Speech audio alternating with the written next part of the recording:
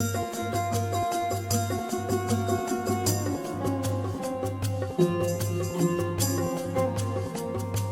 everybody, I'm the introverted astrologer and I hope you're all thriving and keeping yourselves warm. Thanks very much for your ongoing support. I must admit that there have been a couple of days this past week where I've wondered why anybody of their right mind would support an astrology channel, and it's because it looked as though everything I've been saying might be wrong, but actually the astrology has come true in politics. In fact, it's been pretty amazing. Why do I say that? Well, I'm happy to stick to my original forecast, which is that Keir Starmer doesn't really meet his nemesis until 2027. But amongst all the hopeful potentials that are gathering around him, one person particularly stands out for 2029. And I had published an article about them even before the local elections took place. You can find that article on my WordPress site. Who am I talking about? Let's have a look at this week's soap opera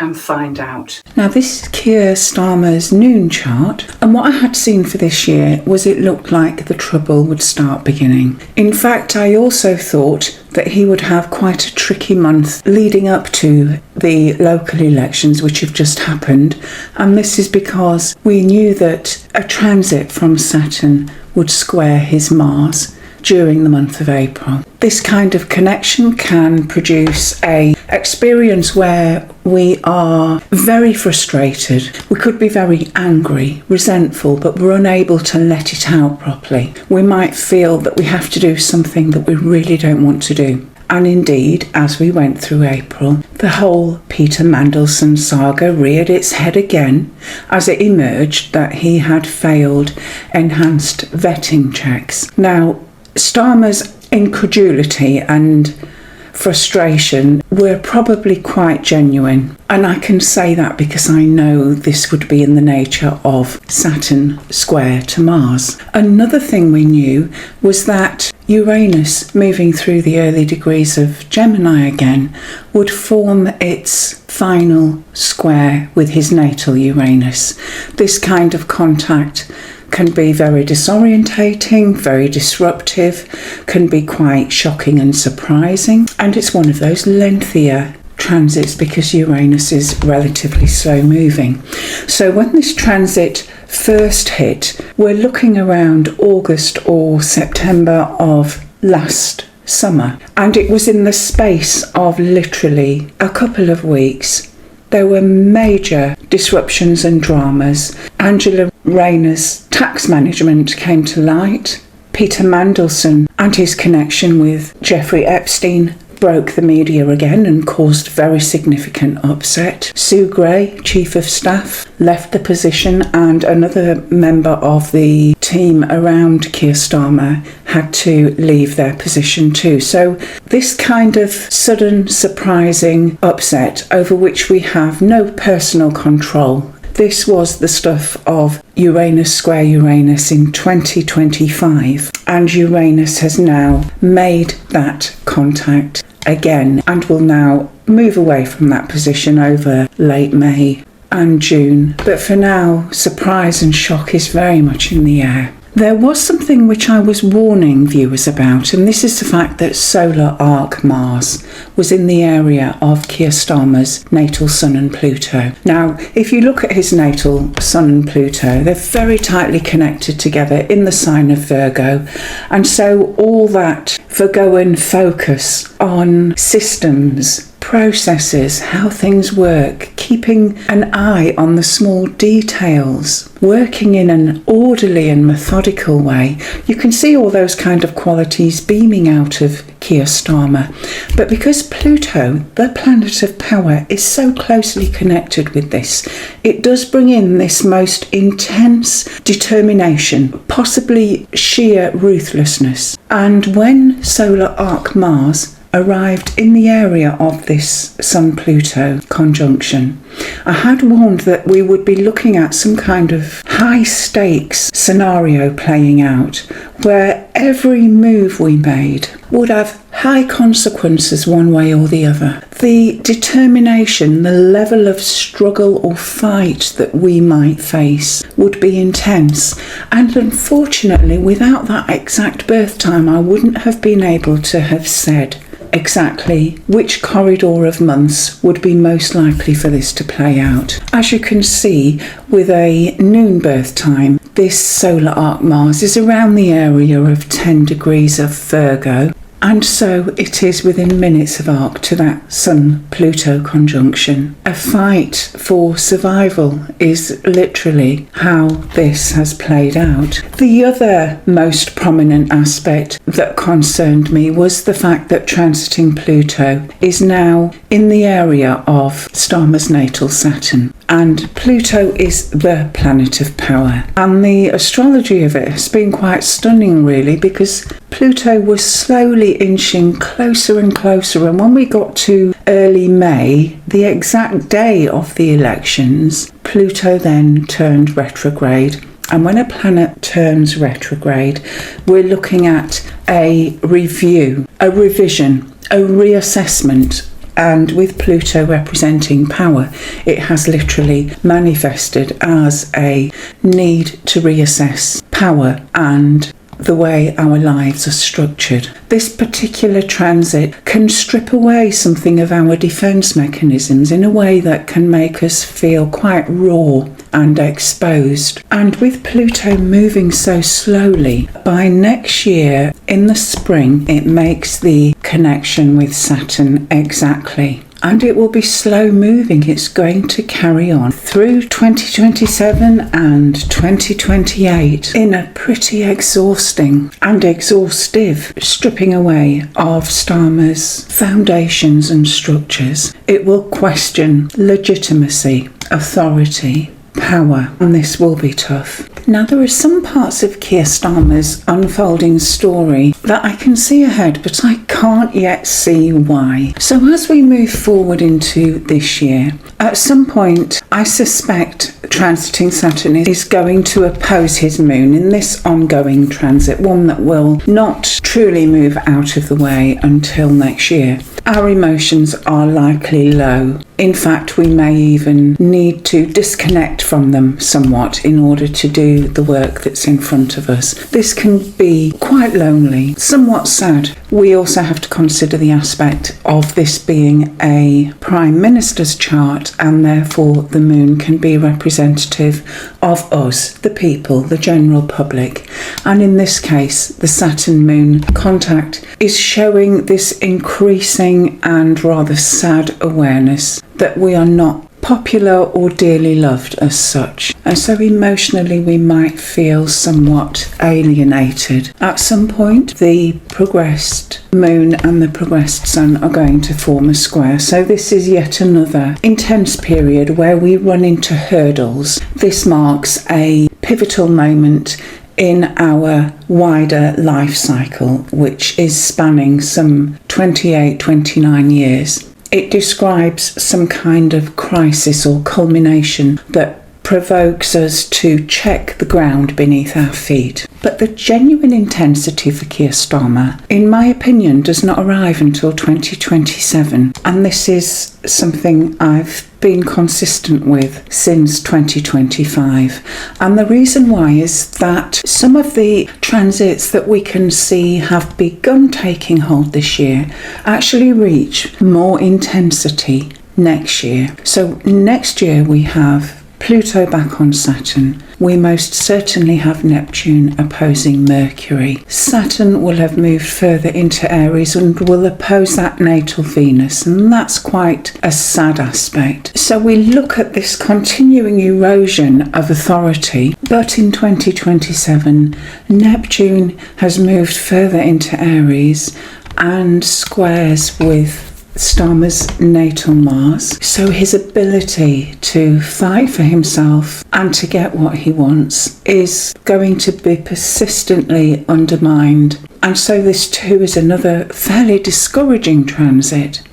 but it's the summer of 2027 where Uranus moves further through Gemini, and so in quick succession during the months of late spring and summer, June, July, August, Uranus brings in these sudden shocks and disruptions which challenge Starmer's authority, his legitimacy, the ideology on which everything that he has been working to achieve is suddenly all undermined. And I really can't tell you how intense 2027 is for Keir Starmer.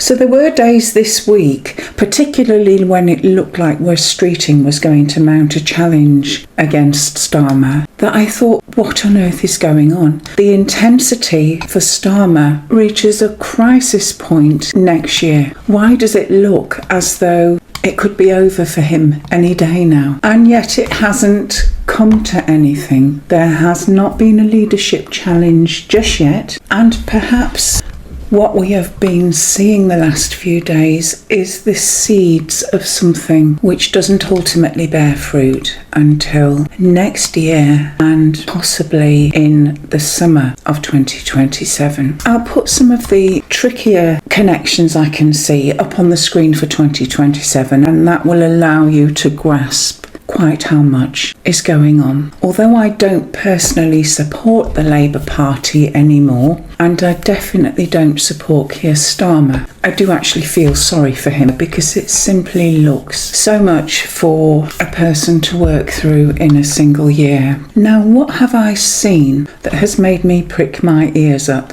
about a particular candidate? Now, this is a chart that I think we're going to be seeing a lot of. This is Andy Burnham, the Greater Manchester Mayor, King of the North. And if we look quickly at the natal potential that we have, there's all of this Capricorn. No matter what time of day he was born, we have that strong ambition. And this really is a leader, because there is so much cardinal energy. But also somebody who is very earthy, very practical and organised. And really there is a little bit in common with Keir Starmer here, with these earth placements of practicality, of self-discipline, but far more leadership material in here than we saw with Keir Starmer. And this is also a pretty strong chart. And I say that because even where we don't see planets forming aspects with each other, we have this whole setup where planets are in mutual reception or in the sign of the other's exaltation. And so, for example, Venus is in the sign of Mars' exaltation, and Mars is in the sign of Pisces, which is Venus' exaltation. And what Burnham says about himself looks absolutely true. He really does understand the inherent need for give and take in human relationships. And there is that internal ability to want to create and achieve relationships which are successful without necessarily being about the fulfillment of personal ego. There is genuinely that strength here. Moreover, Venus, which represents values, relationships, is also in Saturn's natural home, and Saturn is in Venus's natural home. And so again, we have this great practicality where these planetary pairs work together with each other to support the person throughout their lives and allow them to achieve their ambitions by forming steadfast, stable, secure relationships with other people in their lives, which have the potential to also help them fulfill their ambitions. There is a dash of water here too, with Jupiter and Mars, and yet again another special relationship, because Jupiter is in Mars's traditional home and Mars is in Jupiter's traditional home. And so the strength in this chart is fairly unusual. Mars is in the relatively compassionate, altruistic area of Pisces, but it's also very much magnified because it's on the North Node. And this is a part of the chart which really caught my eye when I looked further into things, and I'll explain why in a minute. Saturn in this chart is powerful because Saturn rules Capricorn, and of course with Burnham's placements in Capricorn, this means that this Saturn is noteworthy. But on the day that Burnham was actually born, Saturn was moving stationary direct.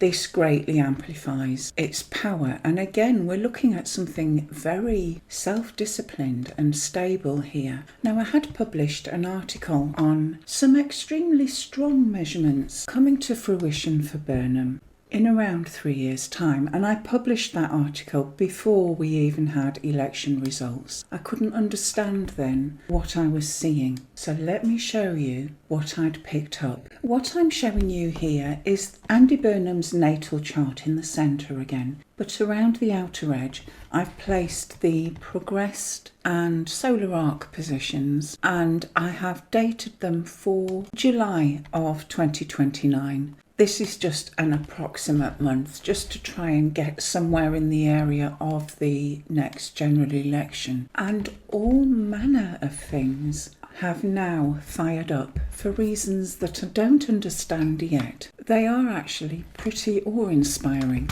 And for a start, you can see the progressed sun and the progressed moon are in the area of being conjunct to each other. This is a new moon in the progressions.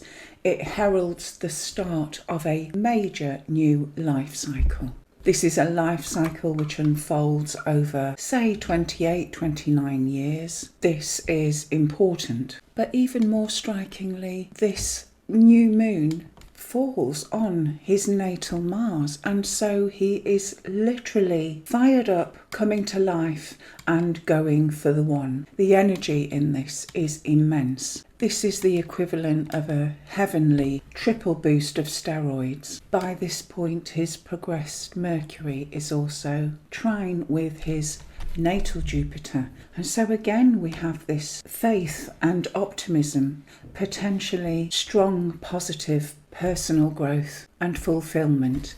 And because I don't have his midheaven and his ascendant, I cannot tell more about this time, but to put it in perspective, to have a year where just one of those things happens makes it a remarkable year. To have a few of them happen simultaneously is quite jaw-dropping. The transits in this particular year as well are not particularly restrictive or descriptive of blocks and barriers. I do suspect that transiting Uranus at this point will begin to square with his natal Mars, but this isn't necessarily a deal breaker because it is a very energizing transit. It might accelerate force movement. There's a danger of behaving impulsively or recklessly in the heat of the moment. And in this particular instance, Burnham really would be best advised to be self-disciplined, think actions through first, avoid acting on impulse, and just to exercise caution, both in his conduct and also in the amount of risks he takes in activities he does, because this can also be a transit of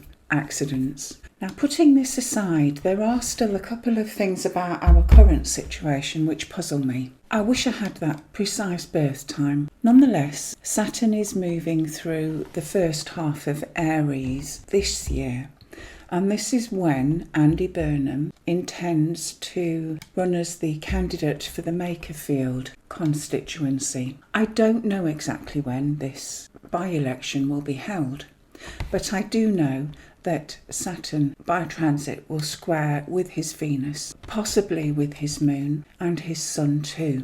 And because Saturn is putting the brakes on things, it's restricting our Capricornian ambitions. It's urging us to step back and to get our own shop front in order. Does this mean that this year Burnham may not be successful in becoming an MP who's able to return to Westminster? It's possible. If only I had a ascendant and midheaven, I'd be able to tell you something a little bit more precise. A transit from slow-moving Pluto, which began in 2025, is also still ongoing, and it is square to his natal Jupiter.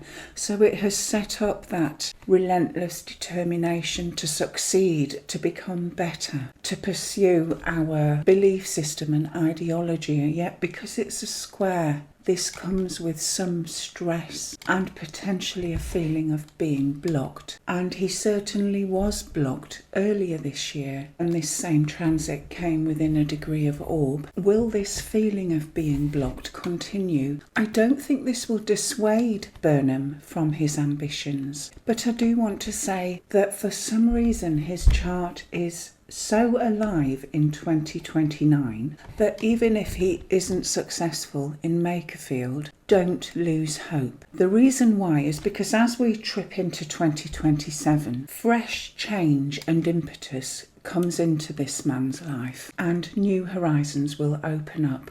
This will happen with some speed, but this time Saturn will not be holding us back. And the timing of this is interesting because this too is in summer of 2027, when I've seen disruption in Keir Starmer's chart that's quite unprecedented in its intensity. Are these two things connected? What I'm actually looking at here is the fact that Uranus moving through Gemini begins to trine its natal position in Burnham's chart. And so although there is change, surprise, a quite dramatic revealing of new avenues of growth, we experience this change as exciting, invigorating, exhilarating, and suddenly we're moving again. And the impetus of this continues into 2028 too. Now, I couldn't do justice to this rapidly evolving political landscape without looking at Farage's chart too. And Reform UK made huge gains in the recent local elections. I am doing my utmost to stay impartial, and I don't personally support Nigel Farage, but I have tried to gently warn supporters that he's entering into a more intense year this year.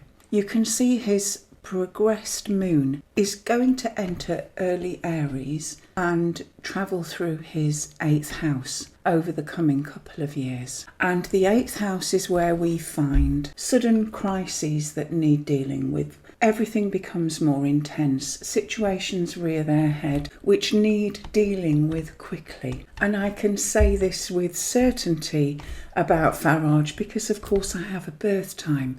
I can't say that about some of the other politicians because I have no birth time or houses. I'm not trying to show favouritism. We recently saw the initial disruptions that Uranus was ushering into Keir Starmer's life, and you can see Farage's natal Uranus here.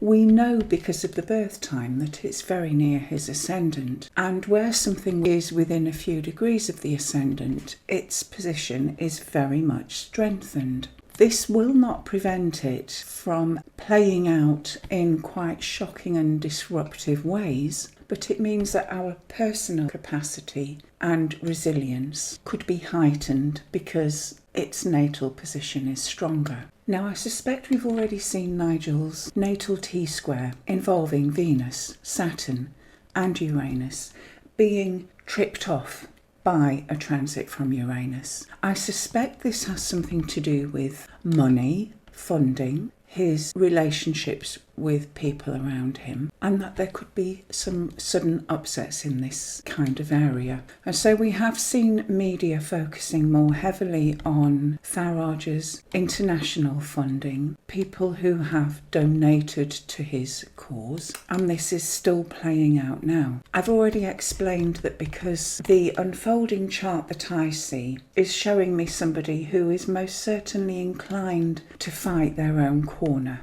But there are a couple of more tricky transits coming in this year, including Saturn making a lengthy stay on Farage's Sun, a transit from Neptune conjuncting his Mars. And so we have the material here of events which are undermining us. They are sapping our personal vitality. We feel restricted. We want to fight, and yet our fighting ability is somewhat curtailed by Neptune. It will all feel quite intense, and moreover, Uranus is moving ever closer to a square with its natal position and a conjunction to the midheaven.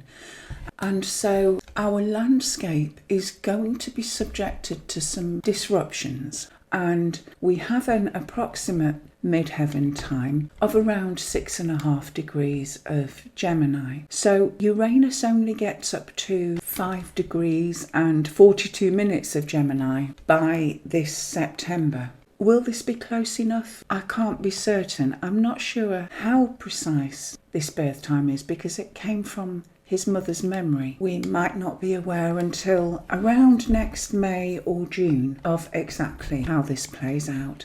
But because the midheaven is our career, our profession, our public reputation, the goals that we are striving for, and because also the midheaven is a very public arena, I have no doubt that we will know what it is as it unfolds. Because of that highly unpredictable nature of Uranus, it's impossible to pinpoint exactly how this will play out, but there is definitely disruption or change in our public presentation. This could be a change in our position in society. Something may emerge which changes everything. Farage is amongst that small group of politicians with many mutable placements and who will be impacted by Uranus moving further and further into the sign of Gemini. Might something take place which Farage has to fight, and it's a lengthy battle which takes some time to win? I'm not sure.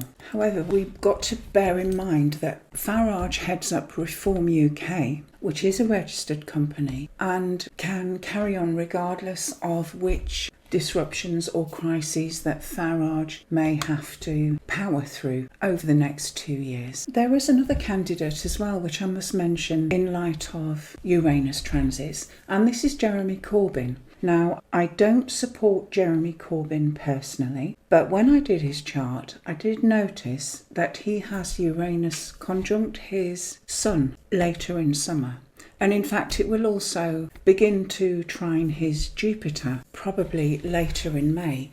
And this is quite powerful. And I wondered if some kind of lucky break or very invigorating influence begins to tap at Corbyn's door during this year. And it's quite a lengthy transit which unfolds into next year too. But it is speaking of sudden changes which bring growth, perhaps a change in direction, perhaps a new relationship in terms of political alliances, which proves very beneficial and suddenly brings in positive change, which totally lights up Corbyn's current trajectory, which is of course the heading up of your party. I cannot for the life of me see what this might be, because this isn't a movement that's doing brilliantly so far. But let's keep an open mind, because everything is just so surprising at the moment. Now, there is something I'd like to explain to you so that we're clear about what can and can't be done